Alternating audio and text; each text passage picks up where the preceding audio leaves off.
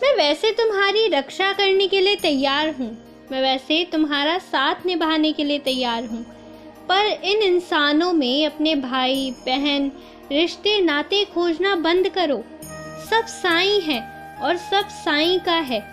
तो जब प्यार करते ही हो तो सीधा मुझसे ही करो ना, अपने साईं से करो। और बस अपने मुख से ही तो बाण चलाकर कुछ लोग तुम्हारी निंदा करते हुए तुम्हें निराश कर जाते हैं, पर कोई छूता तो नहीं है ना, तो तुम निराश क्यों होते हो? कभी प्रशंसा को चुप रहने की कहते हो क्या? नहीं ना, तो वैसे ही जो तुम्हारी निंदा कर रहे हैं उन्हें भी करने दो।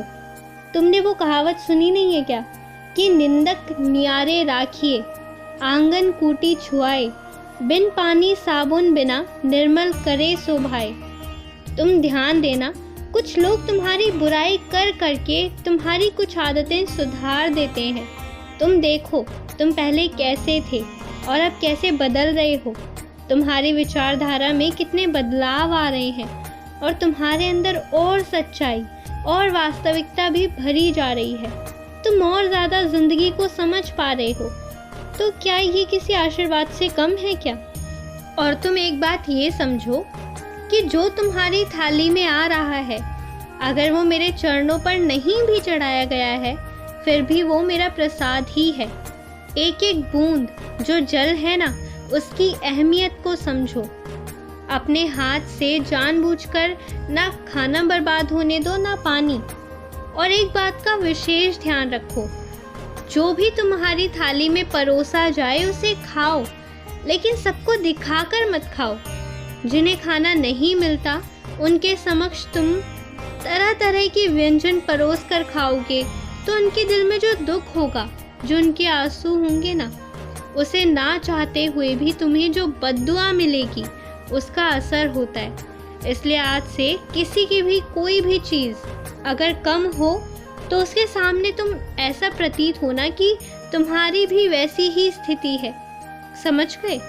क्योंकि अंदर से तो तुम जैसे हो कि तुम्हारे पास सब कुछ है, पर बाहर जो कोई कष्ट और पीड़ा में है, कोई चीज़ के अभाव में है, यदि तुम पूरा कर सकते हो तो ज़रूर करो, और नहीं कर सकते तो फिर घमंड से मत चलो उसके सामने।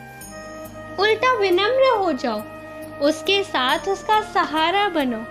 मैं झूठ बोलने की कभी नहीं कहता, लेकिन हाँ, अगर कड़े शब्दों से, बहुत ज़्यादा सच से किसी का दिल दुख जाए, इस तरह दुख जाए कि वो तुम्हें बद्दुआ दे दे, उससे बेहतर है कि विनम्र हो जाओ।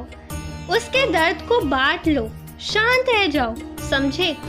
और एक बात समझना, जो तुम्हारे दिल में डर रहता है ना कि अच्छे लोगों के साथ बुरा होता है, ऐसा नहीं है। तुम ध्यान से देखो, गौर से देखो, अच्छे लोगों के साथ अच्छा होता है। अच्छा ही नहीं, बहुत अच्छा होता है। और हाँ, वो जज्बा, जीने का जज्बा, कुछ पाने का जज्बा खुद अपने भीतर होना चाहिए। अगर मैं तुम्हें सब कुछ दे दूँ ना, तो एक पल में सब कुछ दे दूँ जो मैं कर भी सकता हूँ, तो फिर जब तुम्हारी ज़िंदगी में कुछ नया रह ही नहीं जाएगा, तो एक ऐसा वक्त आएगा जब तुम्हें जीने का मन ही नहीं करेगा। इसलिए हमेशा कुछ ना कुछ उथल पुथल होती रहती है, कुछ ना कुछ काम में तुम लगे रहते हो, और जिस पर ईश्वर का बहुत आशीर्वाद होता है ना, वही बच्चा व्यस्त भी रहता है। इसलिए अपनी व्यस्तता को आशीर्वाद समझो। खुश रहो, मुस्कुराते रहो।